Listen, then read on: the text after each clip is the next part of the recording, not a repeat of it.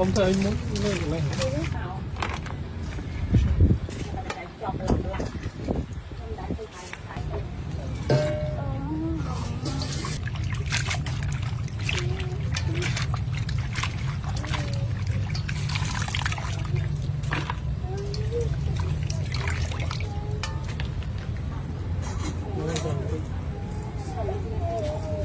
Oyster sauce.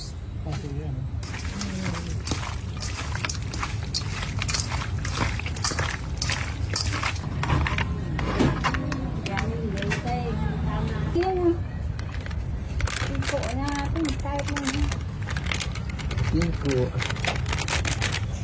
Anh ấy xay cái bằng kinh cua. Thành cái Bên nào xay ngon phơi đấy kinh cua. tụi em ăn chân không?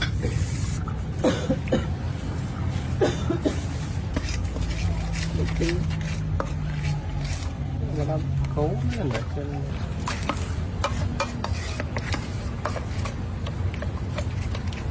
Lùi lùi lùi đó cái sạch đó là mình muốn professional trong thờ nó sạch trong thờ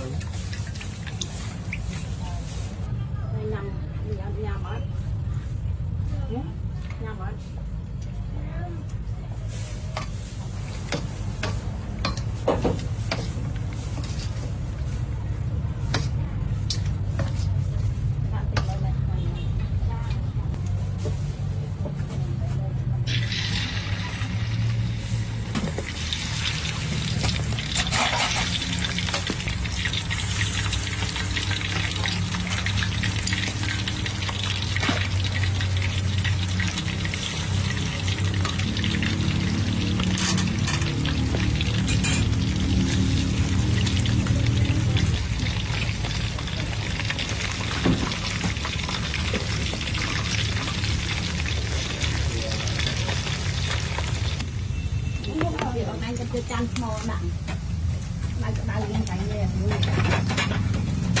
chăn mò đi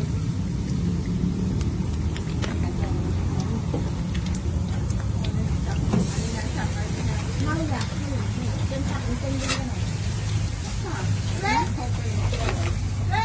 lùi ấy bông